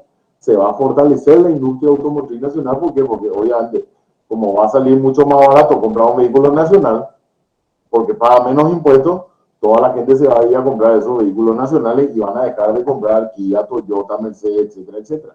Entonces, esa es una forma de utilizar la imposición con un fin económico. Puede ser también un fin político electoral. De esto creo que ya hablamos acá en algún momento. ¿Por qué? Porque sabemos que la sola mención del fortalecimiento del sistema impositivo o de la modificación del sistema impositivo puede ser positiva o negativa en época de campaña electoral. Fíjense ahora que estamos en época de campaña, tanto para las internas como más adelante para las generales. Vean ustedes cómo todos los candidatos van a tratar de evadir el tema de la modificación del sistema impositivo. Y acuérdense de mí, el que hable, porque sí o sí es una pregunta, una cáscara de banana, al candidato en los debates, que vean que le preguntan sobre la modificación del sistema impositivo, o sea, ¿se van a cobrar, se van a aumentar los impuestos o no? Van a decir, y vamos a tratar de que sea de la forma más equitativa y que golpee menos a la población. O sea, ¿qué nos van a decir? No sabemos qué vamos a hacer, a lo mejor vamos a tener que subir, pero no te voy a decir todavía que sí voy a subir, porque si no, no me vas a votar. Toditos van a hacer eso. Colorado, Liberales, Concertación, PP, Katia, quien quiera. ¿Por qué? Porque la mención de la modificación del sistema impositivo es un tema sensible. Si nos dicen a nosotros el candidato A, B, C. El candidato A nos dice la verdad. Nos dice, estamos tan endeudados después de la pandemia, tenemos casi un 40% de nuestro Producto Interno Bruto endeudado, que la única forma de salir ordenadamente de esto es mediante recursos del Estado, recursos impositivos. Esa es la forma que en realidad se tiene que salir. O sea, que se deje de aumentar el gasto fiscal, que se aumenten los impuestos, que hagamos todo un esfuerzo, que se aumenten los impuestos y que ese aumento de impuestos no vaya destinado a contratarse más funcionarios ni a tirarse plata en planes sociales, sino que se use para pagar la deuda que tenemos afuera. El candidato A dice la verdad. ¿Le vamos a votar? No sé. El candidato B, ¿qué nos va a decir? El candidato B, sí, a lo mejor vamos a ver qué se puede hacer, a ampliar la base imponible y seguramente algún esfuerzo, un 1%, lo que vamos a subir de los impuestos. Ese puede decir que le votemos un poquitito más, porque el candidato A dijo que iba a subir todito. Este iba a subir un impuesto y un 1%. Y después el candidato se dice, no, yo no voy a subir impuestos, no hace falta, no, demasiado bien. Nosotros con lo que tenemos nomás ya podemos pagar todas las deudas, acá no se toca impuestos. ¿A quién de los tres le vamos a votar? Evidentemente al candidato C, ¿verdad? Porque sabemos que el día de mañana no nos va a venir con un incremento impositivo que significa que van a subir los productos. ¿Por qué? Porque lo que nosotros hoy, un kilo de galletas nos venden con un 10% de IVA, si nos sube al 20%, nos va a subir el precio del kilo de galletas también. Vamos a poder comprar menos cosas. ¿Se entiende? Entonces, tiene el fin político también electoral el sistema impositivo. Después también puede tener otros fines del sistema impositivo, fines de impacto internacional, por ejemplo, o de estrategia económica internacional, cuando se modifica el sistema impositivo para que sea tentador para la inversión extranjera. Por ejemplo, nosotros tenemos acá una ley 60/90 de inversión, ley de inversiones extranjeras, que establece una cantidad de prestaciones de beneficios para las empresas extranjeras que quieran venir a instalarse en el país. Tenemos también el sistema de maquila, ¿verdad? Donde pueden venir las empresas a transformar su producto y reexportar otra vez, que también tienen beneficios impositivos. Bueno, entonces, para tratar de hacer al país más competitivo, ¿verdad? Para que pueda la gente, en vez de llevar su inversión a Brasil, que la traiga acá, o en vez de llevar su inversión a Argentina, que la traiga acá, se puede utilizar el sistema impositivo diciendo, nosotros somos casi un paraíso fiscal. ¿Por qué? Y porque nuestra presión, nuestra renta, luego es nuestro impuesto a la renta, que es lo que le preocupa a las empresas, es súper bajo, de 10%. Nuestro IVA es 10%. Nuestro impuesto a la renta personal es 10%. Siendo que en otros países del mundo, por ejemplo, los países nórdicos o países europeos, un impuesto a la renta llega a un 40 o un 45%. Doctor, ¿sí? ¿La parte de reforestación es un impuesto al medio ambiente o también es de promoción? La exoneración de los impuestos a la reforestación. No sé si hay exoneración, pero hay una baja. Incentivan a hacer reforestación, por ejemplo. Claro, incentivan a hacer reforestación. Hay muchas medidas que se toman con relación a la reforestación y al cuidado del medio ambiente. Antes, por ejemplo, teníamos, esa es una de esas, Rubén, para tratar de fomentar los cuidados ambientales. Antes teníamos, con la ley 2421, antes de la modificación del 2019, nosotros teníamos una IRAGRO, se llamaba, un impuesto a la renta agropecuaria, en donde se tomaba como base imponible, o sea, la base sobre la que se iba a aplicar la imposición. Se utilizaba un parámetro que se llamaba superficie agrológicamente útil.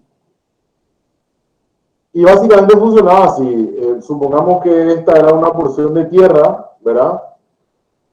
Lo que nosotros de todo este terreno de actividad agropecuaria, lo que destináramos al cuidado de bosque, supongamos que el 50% lo destinábamos al cuidado de bosque y el otro 50% a plantar soja, justamente nosotros podíamos pedir una rebaja impositiva, ¿verdad? Por ese 50%, en este ejemplo, que nosotros no desmontábamos. Una forma de fomentar el cuidado del medio ambiente era mediante ese impuesto que desapareció, era deducir de la base imponible lo que se iba a destinar al cuidado del mantenimiento del bosque. Esa parte no entraba en el cómputo de lo que se tenía que pagar, era deducible. Entonces, la reforestación también, me imagino que el MAE inclusive tiene sistemas de control que van enlazados con el Ministerio de Hacienda para cruzar la información respecto a las superficies de bosques que tienen actualmente los centros de explotación forestal, ¿verdad? A fin de generar algún tipo de subvención o de beneficio. Bueno, entonces, eso con relación a las nuevas finalidades de los sistemas impositivos. Después tenemos los nuevos fines económicos nacionales, dice. Y cita tres, o dos puntualmente, ¿verdad? Que son la de la regulación de la inversión, del consumo y el ahorro, y la de la imposición para fines anticíclicos. Esos son los dos casos que hablan. Y después la base orgánica, sí. Con relación a estos nuevos fines, no solamente nacionales, sino que lo utilizan varios países del mundo también, ¿verdad?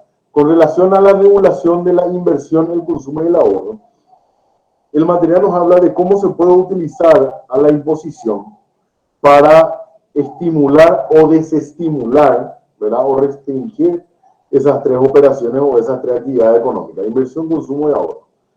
En cuanto a la inversión, se estimula la inversión privada al crear sistemas de rentabilidad para este sector con menos presión impositiva. O sea, gestionar, gerenciar, facilitar el desarrollo o el crecimiento de renta, ¿verdad? De la inversión que se obtiene mediante la inversión, con una relajación de la presión tributaria sobre este sector. Ejemplo, mediante una asociación pública-privada se establece que la inversión privada va a ser beneficiada con la exoneración de ciertos impuestos. Por ejemplo, lo que se está haciendo ahora, que creo que alguien tocó el tema, Iván creo que fue quien mencionó, el tema del impuesto inmobiliario. Actualmente, creo que para todo el año, la Municipalidad de Asunción estableció, no sé si una reducción o una exoneración luego del impuesto inmobiliario a todos los propietarios de inmuebles en la zona céntrica, a cambio de que hagan un mantenimiento de las fachadas de las casas del centro. Entonces, ¿qué pasa? Se le estimula a los propietarios a que inviertan en el hermoseamiento de la fachada y con eso del centro histórico, a cambio de una reducción de la imposición, en este caso el impuesto inmobiliario. Esa es una forma de estimular la inversión privada. Inclusive, si otra vez quieren construir casas siguiendo el estilo arquitectónico de las antiguas casas del centro, también tienen una suerte de estímulo. Es más, esto es viejísimo nomás, está en la ley orgánica, en la ley tributaria municipal. Se paga, fíjense, está previsto, pero esto no lo cobra, por supuesto, ningún municipio. Uno tiene que pagar un adicional al impuesto inmobiliario cuando los inmuebles no vayan acompañando el diseño o el estilo arquitectónico de la zona. Por ejemplo, imaginemos que en el centro tenemos todas casas del estilo colonial. Se va va uno y construye ahí una casa o un inmueble, ¿verdad? Una edificación de estilo minimalista, según esta ley tributaria municipal, tendría que pagar un adicional. ¿Por qué? Porque está desencajando, está rompiendo la armonía arquitectónica. Y esa es una suerte de utilización de la imposición para determinada inversión privada. Ese es otro ejemplo, por ejemplo. Toda la redundancia, ¿verdad?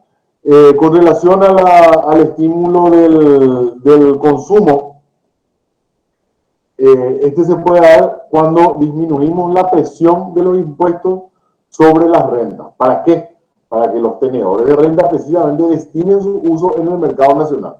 Ejemplo, cuando llega la temporada de vacaciones de invierno, ¿verdad? O inclusive vacaciones de verano, se establecen medidas de relación impositiva en esta temporada para fortalecer el turismo interno mediante el gasto o consumo de los viajeros. Lo que queremos es que las personas que vayan a salir de vacaciones, que piensen gastar dinero, que es el consumo, en las vacaciones no lo hagan en el extranjero, en el Brasil, en la Argentina, en Estados Unidos, en Cancún, donde sea, sino que lo hagan en el país.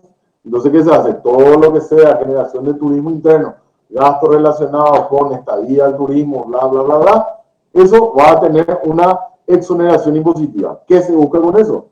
Generar consumo interno, ¿ok? Estimular el ahorro. Se estimula el ahorro con la disminución de gravámenes que afecten al ahorro directamente. Y el ejemplo que yo siempre doy en clase es el impuesto a la renta personal. El impuesto a la renta personal es un impuesto disfrazado. Es un impuesto al ahorro disfrazado. Porque en realidad ustedes son contribuyentes del impuesto a la renta personal siempre que tengan un ingreso anual de, vamos a poner un ejemplo, 100 millones de guaraníes. De esos 100 millones de guaraníes, la ley les da a ustedes una amplia gama de conceptos deducibles. Lo que gasten como alimento, pueden deducir. Lo que gasten inclusive como ocio, cerveza, y entrar al cine, lo que sea, pueden deducir del impuesto a la renta personal. Lo que gasten en comprar libros, pueden deducir. Lo que gasten en ropa, pueden deducir. Con eso van deduciendo, van sacando, ¿verdad?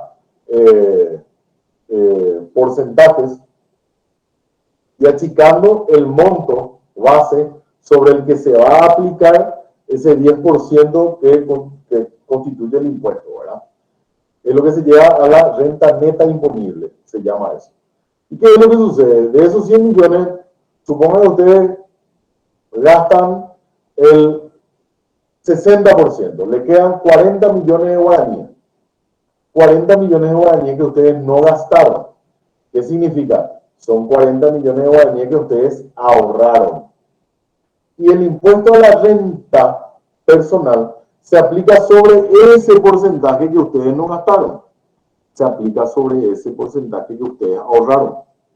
Entonces, esa es la prueba de que este impuesto en realidad es un impuesto al ahorro, al dinero que ustedes no gastaron y que ahorraron y metieron en el banco y van a tener que pagar impuestos sobre eso.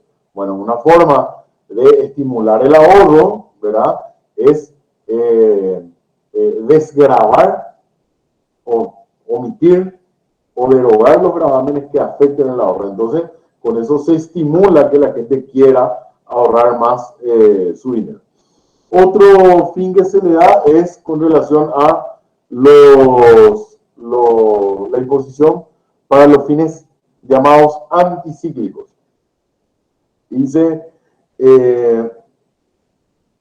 habíamos hablado de que la economía se mueve en periodos cíclicos por lo general. Y esto es bastante normal, ¿verdad? Hay periodos de mucho movimiento económico, hay periodos de inflación, hay periodos de recesión. Esto oscila. Todo el tiempo está cambiando. Hay años buenos, hay años malos. Hay años buenos, hay años malos. Hay 2, 3 años buenos, hay 2, 3 años malos, un año malo y así, constantemente. No hay prácticamente ninguna economía en el mundo centralizado de libre mercado que tenga una suerte de línea muerta, así, que mantenga su economía siempre en el mismo nivel. Siempre hay variaciones que pueden ser por causas internas o por causas externas. Ahora, por ejemplo, muchos países del mundo tuvieron 2 años de economía terrible, dada la situación de la pandemia, ¿verdad? En el 2008 hubo crisis terribles también debido a el escándalo de la hipoteca subprime, ¿verdad? La crisis mundial que se dio con el problema de los bancos que tenían estos créditos incobrables. Y así, esto va afectando, va fluctuando.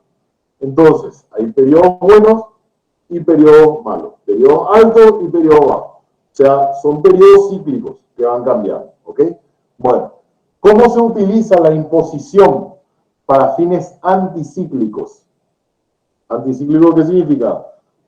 Adoptar medidas para que cuando estamos en un periodo alto nos preparemos para un periodo malo. O adoptar medidas para que cuando estemos en un periodo de recesión podamos tratar de levantar esa situación y convertirlo en un periodo alto. El Estado dice la finalidad de fines anticíclicos, dice que el Estado en periodos de depresión o desaceleración de la economía tiene que poder adoptar medidas para la dinamización o el redinamismo de la economía, mediante el consumo, el gasto y la inversión primeramente, ¿verdad? Tiene que disponer entonces la reducción de los impuestos para que el circulante fluya libremente y se recupere la economía. Un caso de esto, por ejemplo, vimos que se dio ahora a consecuencia de la inflación, en los casos de alza prolongada del precio del combustible. ¿Qué tenemos? Un panorama mundial gigantesco donde teníamos una alza a nivel mundial del precio del combustible. Entonces, ¿qué hace el Estado? Dispone la suspensión del impuesto selectivo al consumo a las estaciones de servicio para que esta se utilice, en vez de pagar que suban los precios por relación al impuesto más el precio de compra de combustible, que las estaciones no tengan que pagar tributo y que con eso pueda mantenerse estable o pueda mantenerse bajo el precio del combustible. ¿Y esto por qué es estratégicamente fundamental? Porque todos sabemos que al subir los precios de los combustibles, sube todo. Se altera el precio del diésel, sube el pan, la leche, la carne, los alimentos, el transporte, el taxi, el sueldo, todo sube. ¿Por qué? Porque es uno de los recursos estratégicos de una economía. ¿Por qué? Y obviamente porque facilita la movilidad de personas y recursos y bienes. La exportación, la importación, todo sube cuando sube el combustible. Entonces, una forma cuando tenemos un periodo alto de inflación es adoptar medidas anticíclicas mediante la imposición, ¿verdad? En este caso, quitarle un impuesto, en el ejemplo que estoy dando de combustible, para que pueda mantenerse bajo y eso mantenga estable la economía. A la inversa, entonces, en periodos de pleno empleo, ¿verdad?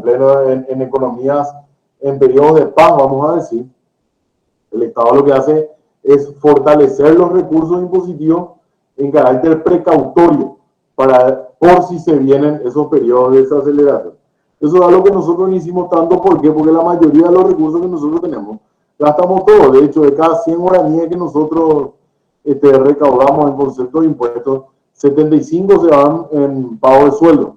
¿Por qué? Porque se ve al Estado como una feroz empresa de empleo. Todo el mundo quiere trabajar en el Estado para tratar de asegurar tener un ingreso a fin de mes y la gente no quiere ya trabajar en el sector privado porque el esfuerzo es mucho más amplio, obviamente el sacrificio es mayor, ¿verdad? Entonces, 75% de los impuestos se dan en el pago de sueldo, queda un restante para infraestructura y ahora tenemos una parte importante de deuda internacional que se tiene que pagar. Entonces, esa es otra parte de los recursos que van a ser destinados. Le estaba tocando este tema porque países como Uruguay, por ejemplo, estuve tomando en estos días noticias de eso. Uruguay pudo contener ciertos aspectos inflacionarios de su economía. ¿Por qué? Y porque básicamente lo que hicieron ellos es, antes de la pandemia, crearon una suerte de caja de ahorro para casos de crisis y tuvieron un fondo especial de contingencia que ellos pudieron destinar ahora a sostener un combustible bajo, a sostener las prestaciones jubilatorias estables, etcétera, etcétera. Aparte que tienen una responsabilidad fiscal muy marcada. Eso significa que su estado no es demasiado grande, no es que tienen demasiadas oficinas, demasiada burocracia, demasiada dependencia, demasiados funcionarios públicos. Entonces, ellos tomaron medidas anticíclicas que durante la pandemia y posterior a la pandemia le permiten mantener su economía estable y no tienen que recurrir ahora a medidas impositivas anticíclicas. Ya lo hicieron ellos con anterioridad. Bueno, y con esto terminamos ya porque me gana la hora. Las bases orgánicas dice en que debe descansar el sistema impositivo. Hablamos del sistema impositivo, hablamos de la ley 125, de la ley tributaria municipal, hablamos de todas las leyes que regulen o establezcan impuestos, ¿verdad? Y hablamos de unas características muy puntuales que son recomendadas y reconocidas por toda la doctrina internacional, ¿verdad? Primero, y el que siempre se le pide a todos los sistemas impositivos del mundo, ¿verdad? Y que siempre se recomienda es la simplicidad. Simplicidad. Antes de la vigencia de la ley 125 en el año 92, había un caos extraordinario con relación a la cantidad de leyes impositivas dispersas. Había una ley de impuestos internos, había una ley aparte de papel sellado de estampilla, había otra ley aparte, y cada ley otra vez se iba modificando al margen de las otras, y era un caos desastroso, ¿verdad? Entonces, cuando entra en vigencia la ley 125 del año 92, lo que se hace es unificar todos los tributos en una ley. No todo, ¿verdad? Pero la mayoría de los tributos en una ley. Por ejemplo, el impuesto inmobiliario no entra en la ley 125, ¿verdad? Está previsto, o sea, está percibido por otro, no entra en la esfera de la Subsecretaría de Estado de Tributación.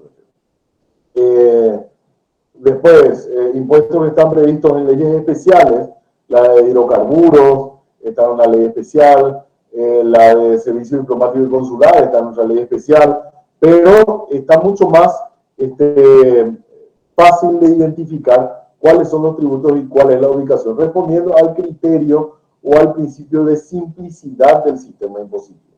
Lo que se tiene que hacer siempre, y fíjense, la última modificación habla de simplificación del sistema impositivo. Dando a entender que lo que se busca es tratar de hacer entendible, no solo para el administrador, que es el Estado, sino para el contribuyente mismo, qué es lo que tiene que pagar, dónde tiene que pagar y sobre todo por qué tiene que pagar. ¿Y dónde sabemos por qué tenemos que pagar tal o cual impuesto? Cuando vemos el hecho generador del impuesto. Si nosotros agarramos y decimos en el hecho generador de un impuesto, hay que pagar porque puede ser que alguna vez uno haga una situación, un acto de comercio que y algo así muy complejo e indeterminado, uno no entiende por qué está pagando. ¿Ok? Pero la razón de certeza, el principio de certeza y de seguridad jurídica, establece que uno tiene que, así como uno tiene que saber en el Código Penal exactamente cuál es la conducta punible, en el hecho generador tiene que saber exactamente cuál es el hecho de relevancia económica que si realiza va a activar el nacimiento de la obligación tributaria. Bueno, eso entonces en cuanto a la simplicidad, que es la primera base orgánica que tiene que tener el sistema impositivo. La segunda es la estabilidad en el sistema tributario, ¿verdad? Eso no solamente significa que no se estén cambiando las reglas de juego constantemente. Que este año tengamos un impuesto y el año que viene se vuelva a cambiar y el año que viene se vuelva a cambiar. No, a ver, la modificación impositiva se tiene que dar atendiendo, no solo atendiendo a la estructura económica del país, sino tratando de ser un poco previsor otra vez de qué tanto podría cambiar esa estructura, ¿verdad?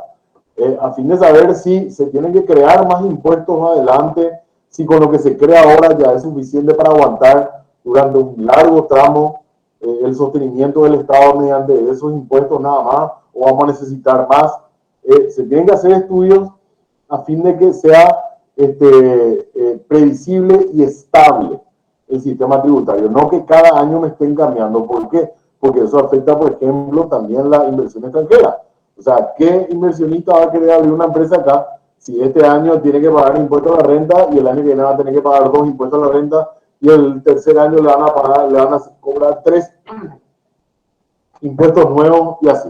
Lo que, por ejemplo, no tiene Argentina. Argentina tiene más de 160 impuestos y van creando, pero no es los año tras año, prácticamente semestral es la forma en que van naciendo nuevas imposiciones o se van modificando los regímenes impositivos de las provincias y de la federación.